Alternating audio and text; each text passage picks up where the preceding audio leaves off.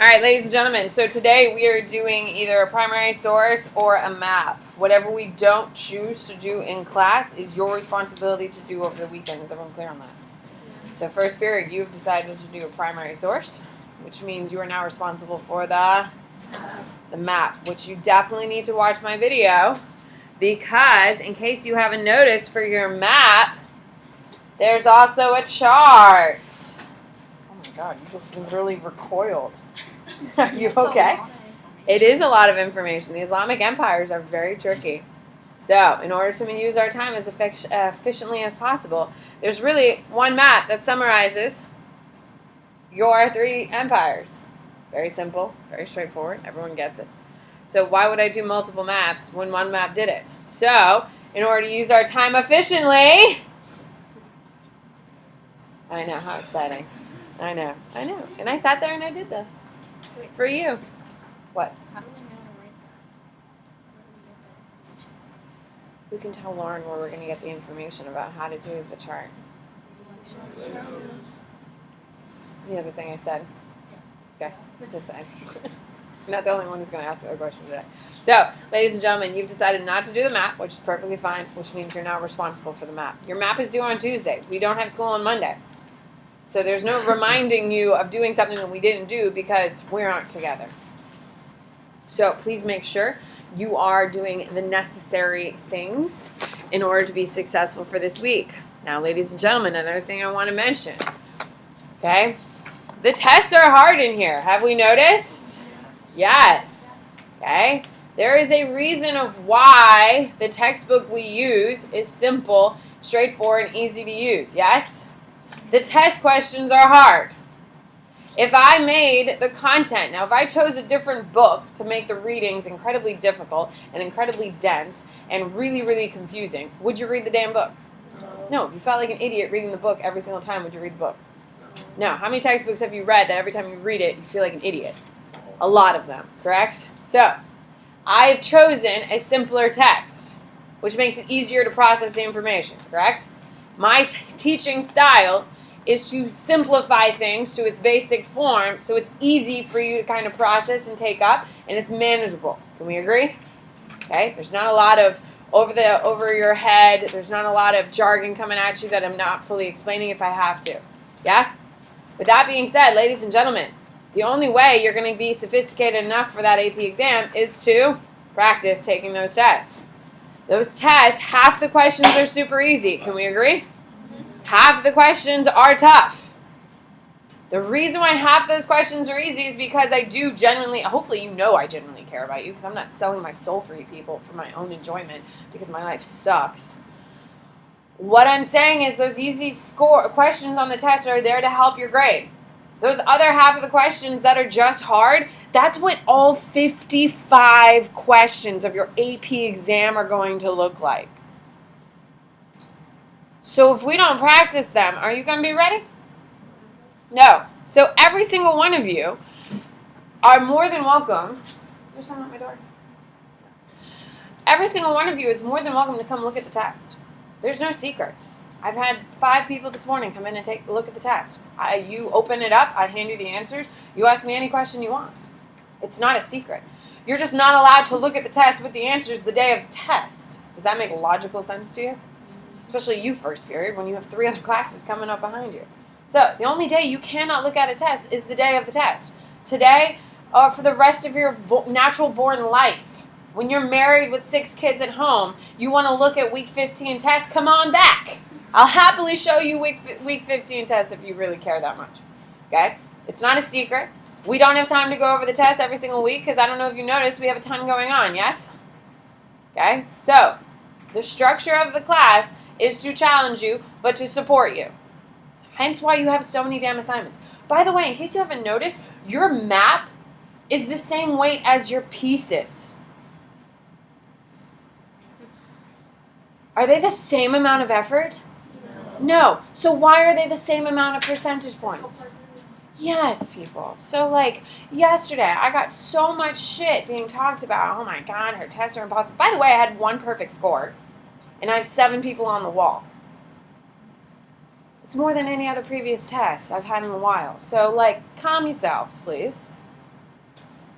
The tests aren't supposed to be easy. If they were easy, then why the hell would I put people's names on a wall? Does that make logical sense? Do you think I like punishing myself? No. So, the tests are hard. Welcome to it. However, your girl, Samantha Bennett, is trying to support your grade as much as I possibly can by weighting assignments the same when they take less effort. Yes?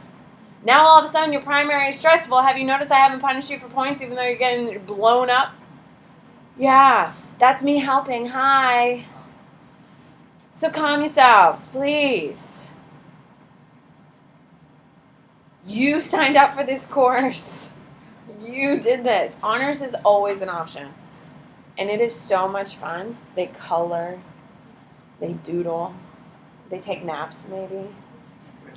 I don't know. I would think so. If I was teaching honors, I would take a nap. Okay? Honors is wonderful. If this is just too much for you and you just can't, that's fine. That's perfectly acceptable. But calm yourselves. Okay? Breathe. And do your damn cozy homework, please. Because Cozy came to me saying, do you have a test today? And I was like, yeah, I got a test. I have a test every Wednesday. She's like, all my kids didn't do their work last night because they were studying for your damn test. And I said, well, bullshit. My kids have had their assignments for a week. So if they're not doing it, it's because of their lack of planning and not because I threw it on them. So don't you dare throw me under the bus because I'm going to throw you right back. So, ladies and gentlemen, I have your back.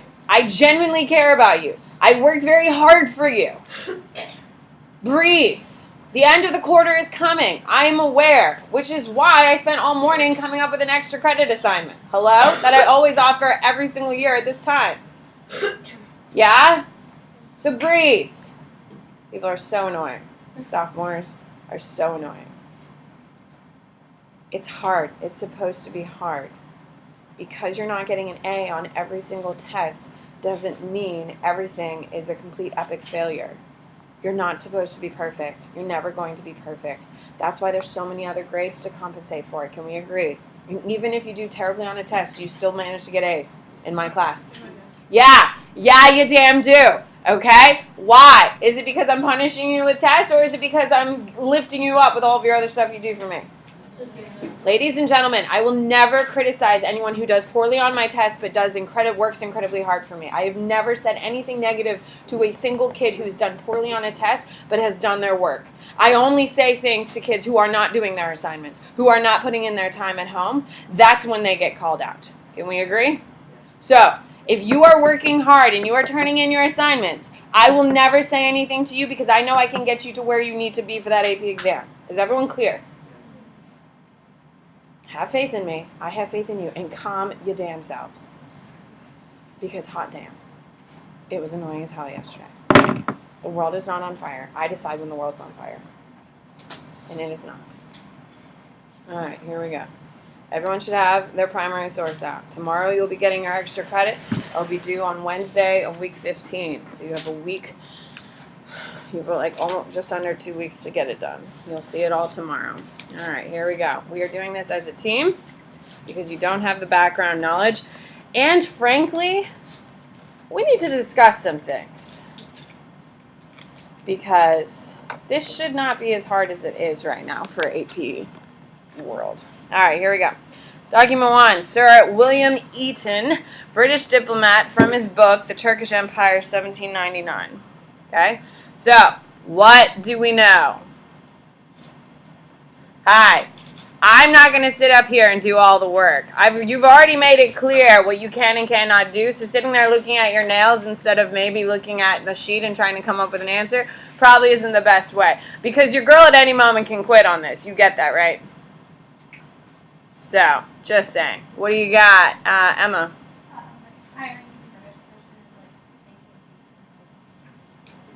Okay, so, if it's a sir, what class is he? He's a noble. Okay? So, he's a British diplomat. If you're a diplomat, what does that mean? Who can raise your hand and tell me? Right now in 2019, diplomats are a big deal. We have one going in front of a public hearing today. What does that mean, Sophia? Work for the government. Okay? So, they work for the British government. From his book on the Turkish Empire. What is another name for a Turkish empire? What do you got, Ashlyn? The Ottoman Turks. The Ottoman Empire. This is in 1799. Okay? Now, you, as a person of the world, know what major event has already occurred. I haven't taught it to you, but it's coming. It's Britain. What empire? What would it have, Shannon? By the way, your girl Shannon got on the wall yesterday. Yeah, she missed one question.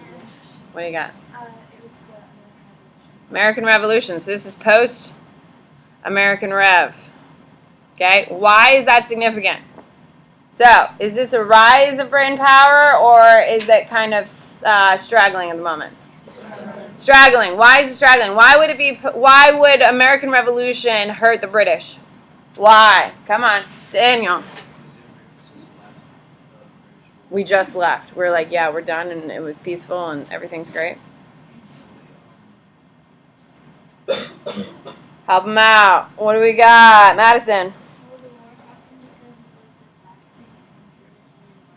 Yeah, okay, so the Americans are going to fight a war. We're going to spend 6 years fighting. We win the war, fine.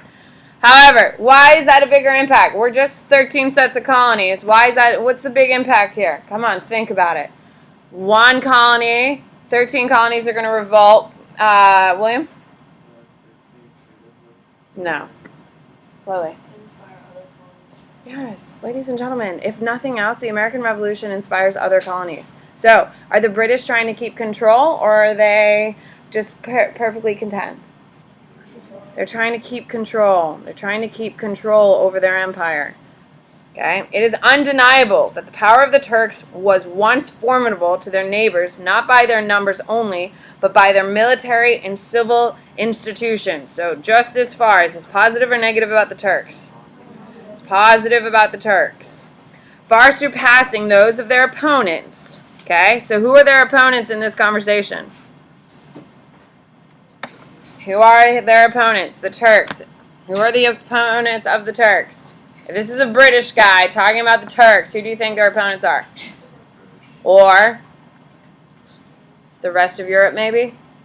Yeah, because Britain is in Europe. So, who is everyone in Europe afraid of? The Turks. Okay. They all trembled at the name of the Turks, who, with a confidence procured by their constant successes, held Christians in no less in contempt as warriors than they did on account of their religion. Okay? So, you need to know that they hold Christians in high regard. So, they are a Muslim empire,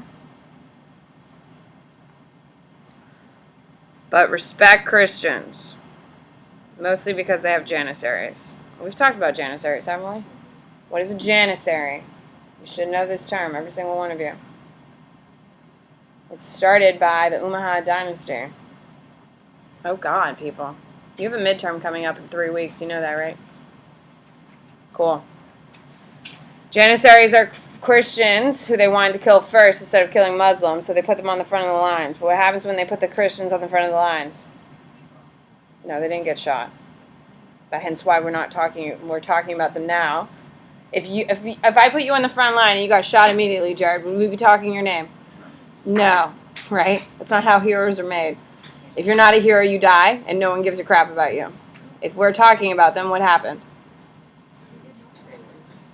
They fight bravely, correct? They defend the honor, they fight bravely. That's a janissary. So the Ottomans have an interesting relationship. The Ottomans are taking over Christian territories, aka Europe. However, they have a high regard for Christians. Their major fighting force in the center of their army is made up of Christians who are fighting on behalf of the Ottomans. They have a dichotomy of relationship with the Christians. Proud and vainglorious conquest was to them a passion, gratification, and a means of salvation, a sure way of immediately attaining a delicious paradise. Hence their zeal for extension of their empire, hence their profound respect for the military profession, and the glory of even being obedient and submissive to discipline.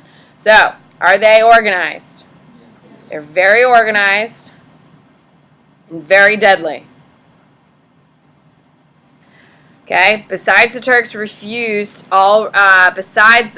refuse all reform. They are seditious and mutinous. Their armies are encumbered with immense baggage, and their camp has all the conveniences of a town with shops, etc., for their ancient custom when they wandered with their hordes. When their sudden fury is abated, which is at last obstinate resistance, they are seized with panic and have no rallying as formerly. So, what has happened now? So, they used to be super powerful. What is happening now with the Ottomans, Joey? They are becoming less organized and they're starting to lose. Yeah, they're starting to lose because they're getting too clunky. They're focusing too much on their traditions. They're too clunky, too many traditions.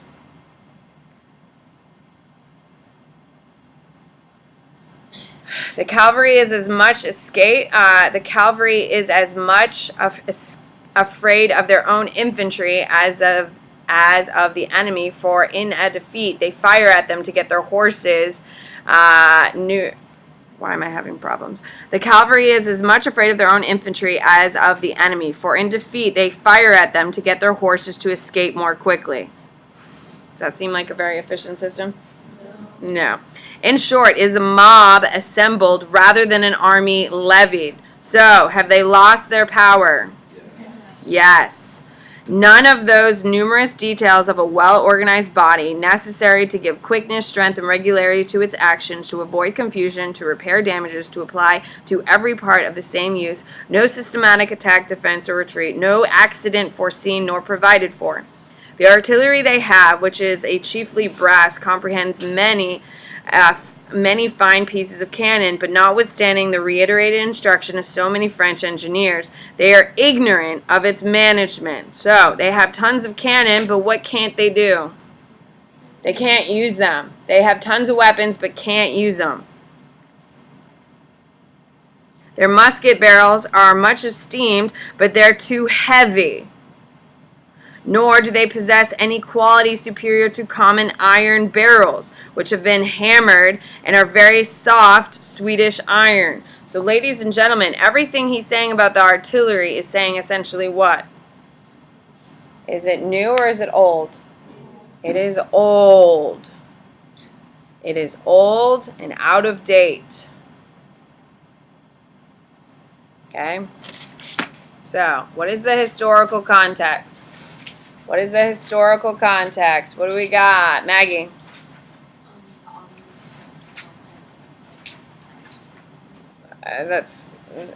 No. What is happening in the world, people? Evan? No. Hello. Guys, it's the Ottoman Empire. What do we got? The Ottomans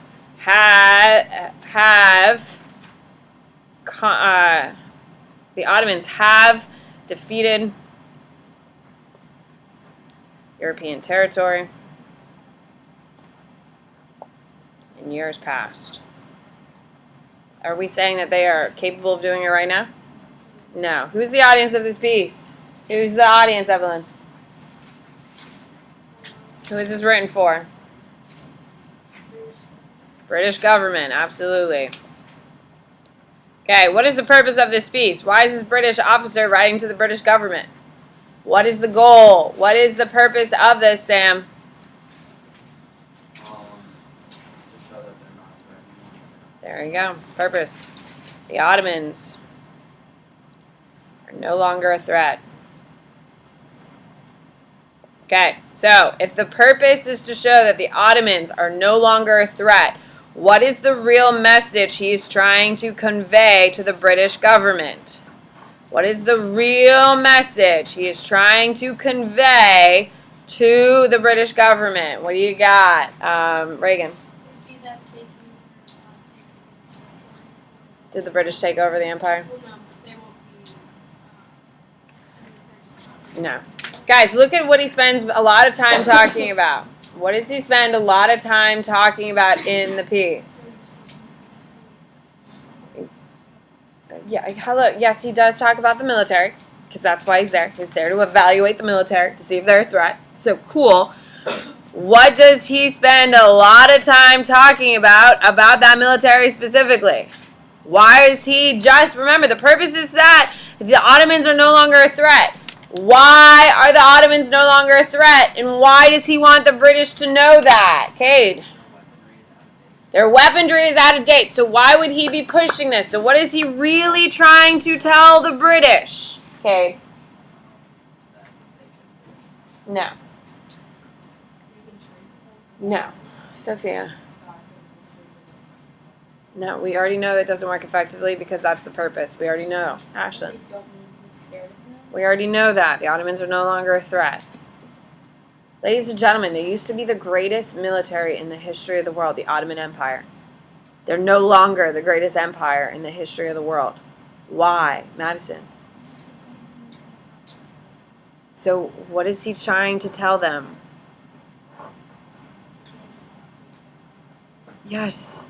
Ladies and gentlemen, the reason why the Ottomans are a clown at this point is because they're using all old traditional warfare weapons, correct? They're using old weapons, they're using old styles, they're following old traditions. So what is he trying to tell Britain to do?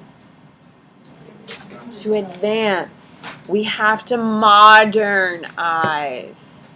Doesn't that make sense? Because if the British stay how they were fighting in the American Revolution, which they just got their butt kicked by a bunch of farmers, okay? A bunch of farmers just beat them, okay? So if they continue with how they're fighting wars after they got their butts kicked by a bunch of farmers, how's that going to work out for England? Not good. So what is he telling him? Who could put a nice bow on everything Madison just started? What is he telling the British to do? Joey. Yes, and to keep advancing technology. The point of view, the Brits need to modernize and continue to improve military technology, or they will fall behind too.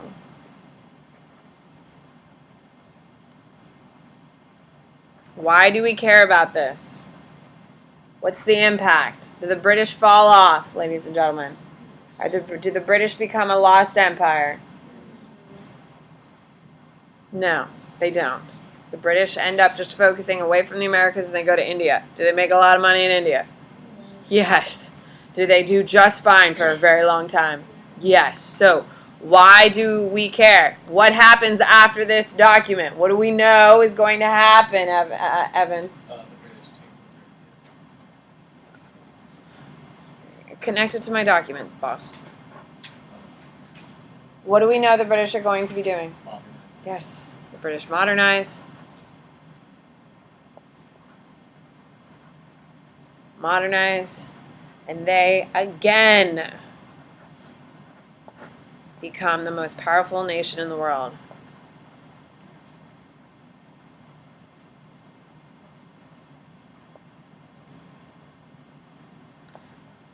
Were they the most powerful nation in the world when they got their butts kicked by a bunch of farmers?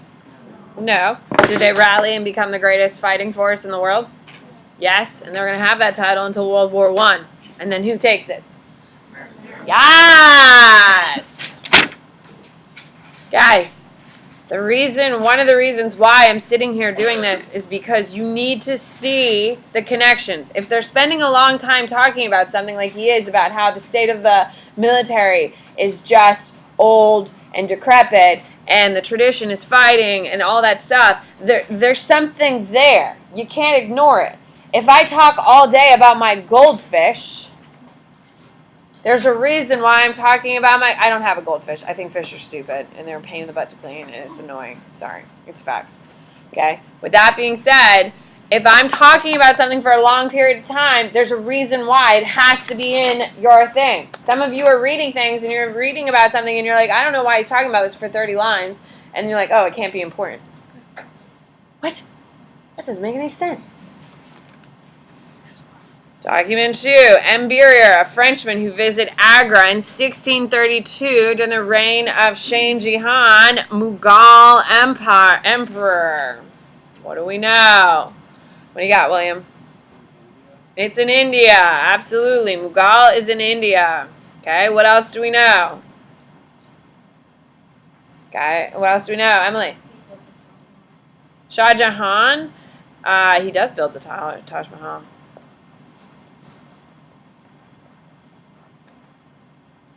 Okay, guys, and who is this? Who is the dude writing it? What do you got, Shannon? Yeah, he's a European, so he's an outsider. Okay, he visited Agra in 1633 during the reign of Shah Jahan. All right, the king appeared, sitting upon his throne in the bottom of the great hall of the Shur, splendidly apparelled. So, if the king is appearing, sitting on his throne in the bottom of a great hall, and a French dude saying it, keep in mind, we have Louis XVI coming up here very shortly in France. Are they doing well financially, or are they poor people? They are booming. Okay, this is a great time for the Mughal. His vest was of white satin, flowered and raised with a very fine embroidery of silk, of golden silk. His turban was of cloth of gold, having a fowl wrought upon it like a heron. What's a fowl? Bird. It's a bird. Okay, so it has a beautiful bird on it, whose foot was covered with diamonds of an extraordinary bigness and price, with a great oriental topaz, which may have been said to be matchless, shining like a little sun. Oh, I skipped a bunch, didn't I? Nope, I got it. Okay. Okay, so how's my boy doing financially?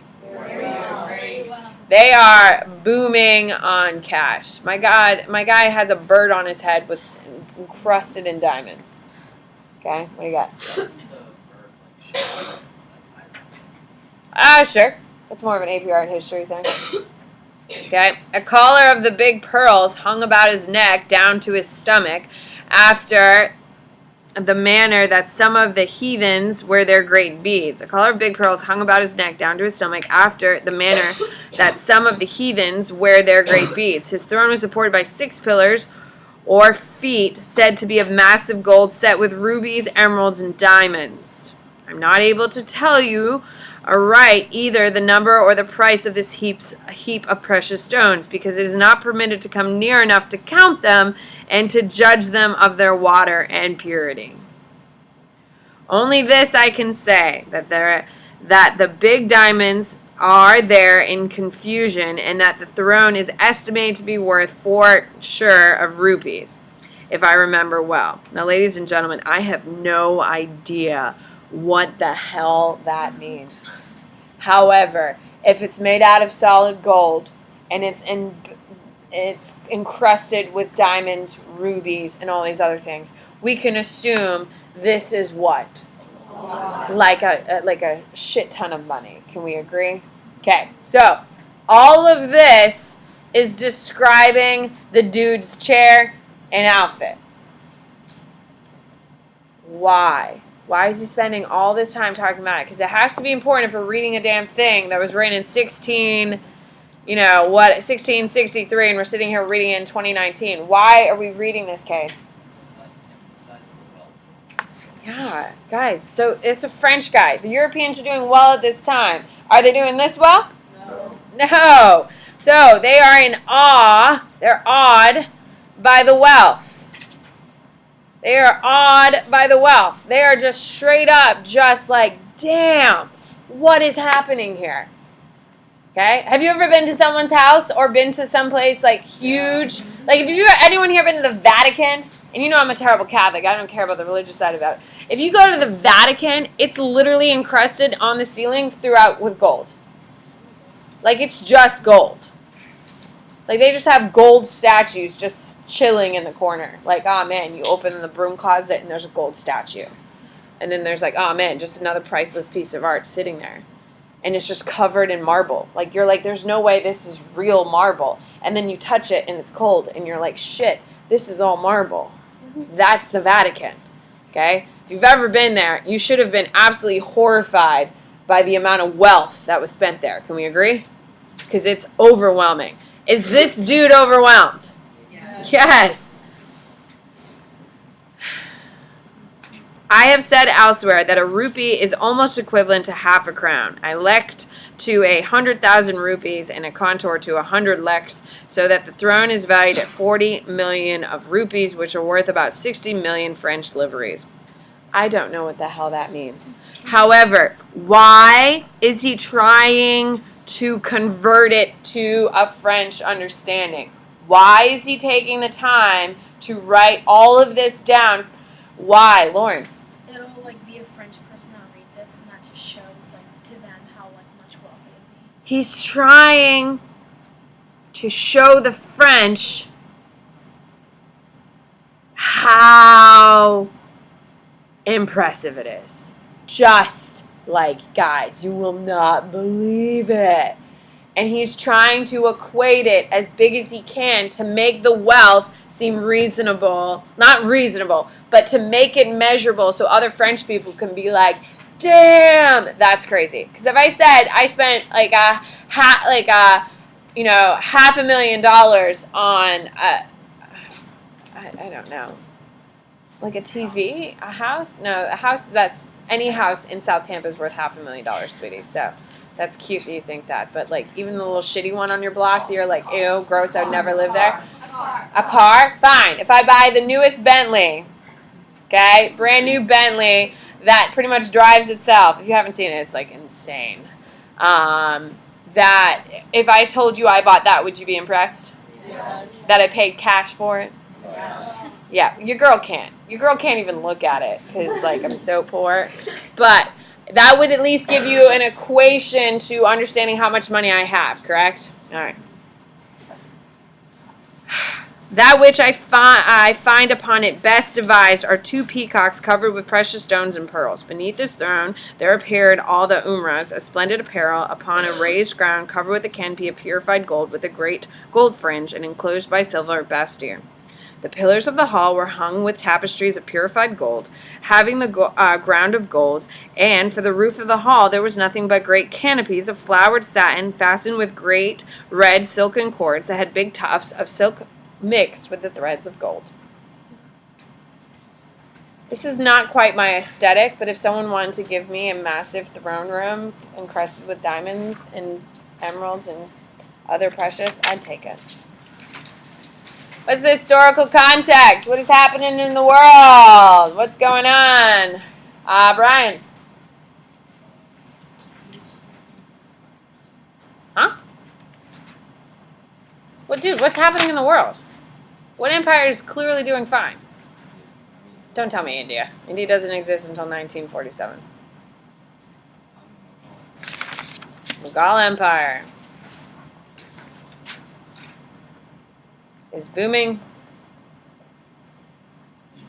How do you think they make their money? Let's just be reasonable. They're in India. How do you think they make their money? It makes logical sense. Everyone's hand should be up. Right, Lily? How do they make their money? They're in India.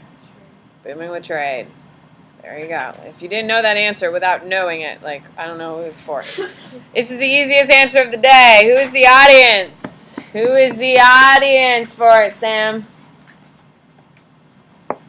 The French. French government or French people?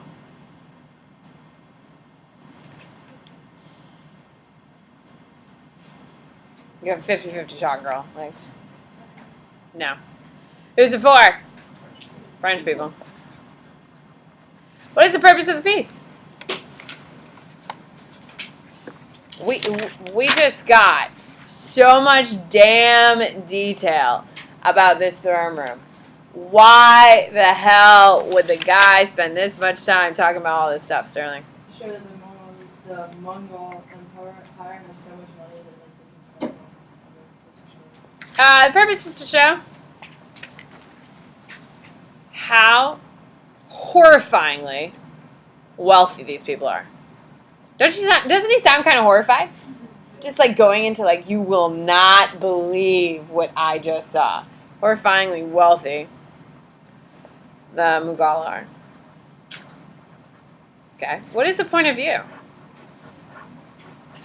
He's a French dude who's visiting the Mughal, and he sees just this ornate wealth. Slav, what do you got as you're writing on your arm?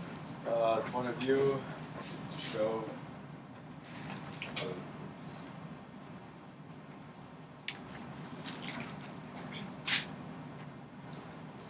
Maybe that these to show how rich they are. Cool. Then why would we have it twice? Yes, that doesn't work. Ashlyn. Maybe to tell the French that they can invest in India because they have so much money, that they should go over there and. That's not bad. That's not bad. However, does it? Do the French ever make it to India? No, the British take it over. So I like where your head's at. It's not a bad answer. But you do realize that the primaries will get easier the more content we cover, right? Yeah. So, but if we waited to the end of the year to start practicing primaries, how would that go for us? Yeah. So as we get going through content, the primaries should get easier. A, because A, I'm forcing you to sit here and go through them. But B, you'll know more things and you'll be able to make the connections. Which you're wrong, but that's a damn good attempt. So like I appreciate that, but yeah, sorry, you're wrong. Madison. I have a question about just primaries. Sure. So are we gonna be given something like this on the exam? Yeah. And we have to do, is it like an essay that we write, or is it? Yeah, it's called the DBQ, girl. You have 5 to 9 of them. You have to read them, use them, argue them, and defend them in an essay. Yeah, that's January. It's coming real quick. Yeah, that's happening. Huh? No, your DBQ, your first one you're saying. Guys, what is the point of view? Why is he, what is his real goal here? What is his real goal here? He's writing it to the French.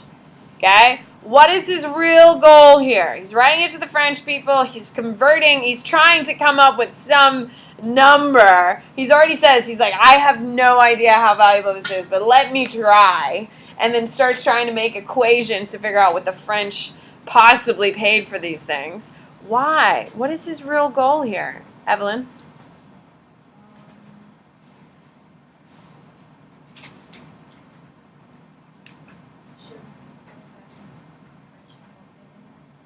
How wealthy? Cool, that's the exact same thing. We talk for purpose, so no. Guys, if I go and I'm like, if I come in tomorrow and talk about my brand new Bentley, and I talk about how fabulous my life is, and I can come in every single day with a brand new Chanel outfit, which I would never do because, this room is dirty.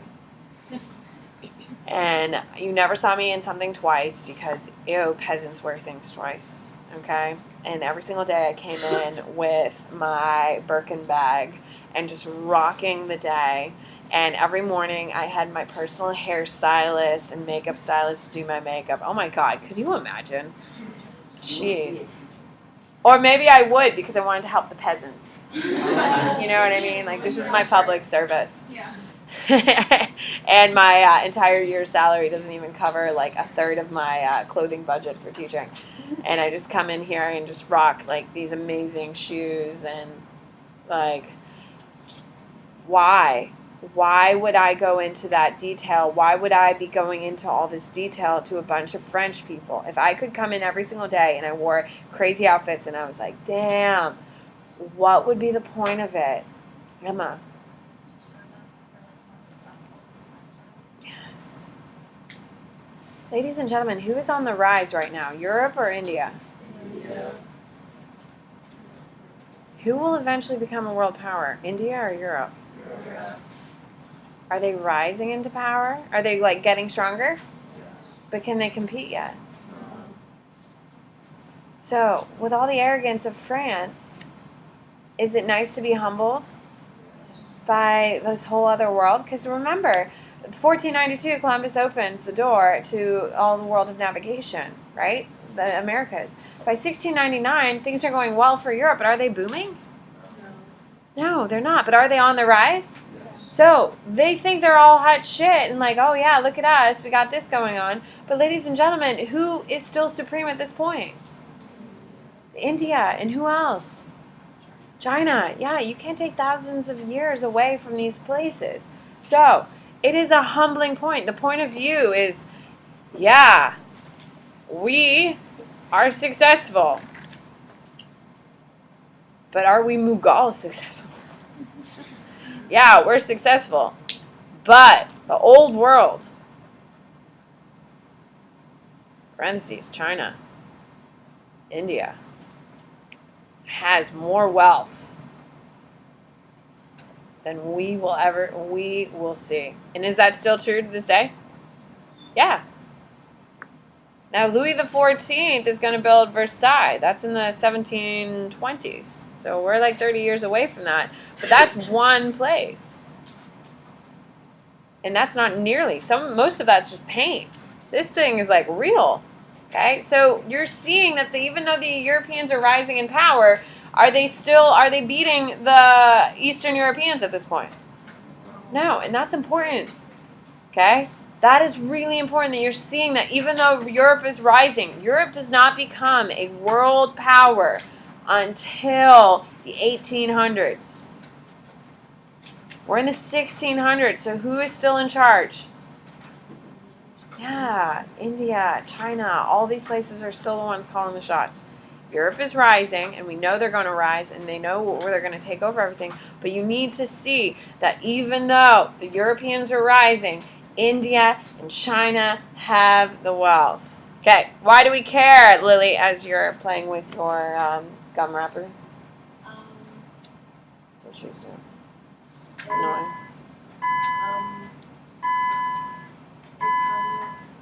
It explains like before the Europe became a major power, so it's kind of like before they turned into. Cool, I literally just said that. That's not the why. What do we got? What is the why? Why do we care? Ladies and gentlemen, we just talked about how Europe is rising. However, they still don't beat. So what does that tell us, Emily? It shows us how wealth shifted from. Is it a slow shift or a quick shift? Slow shift of wealth. Now, ladies and gentlemen, what's going to happen to all this wealth that's in India and China? Is it going to transition to Europe or be stolen to Europe? So all those diamonds that you just discussed that Shah Jahan is sitting with, the big major one that looks like the sun, it's called the Heart of India. Guess who wears it? Queen of England. She has a massive brooch. It used to be called something else. It's now called the Heart of India. It was stolen by Queen Victoria in 1790s. So a shift of wealth from old world to Europe. Now, is it a shift or are they just straight up stealing? They're straight up stealing. It's called imperialism. That's why Queen Victoria has it. That's why Queen Elizabeth II has it today. When you look at the diamonds in the... there's no diamonds in England. Diamonds do not, they aren't in England. You can't go oh man, I'm going to dig a cave and find me some diamonds here. There's no diamonds in England. So all those diamonds are coming from their colonies. And guess where they get most of their diamonds from? And most of the royal garb and diamond wear is made out of rubies. And guess what is practically the only place in the world that has rubies? India. Yeah. It's all stolen. It is all stolen. What do you got, Jared?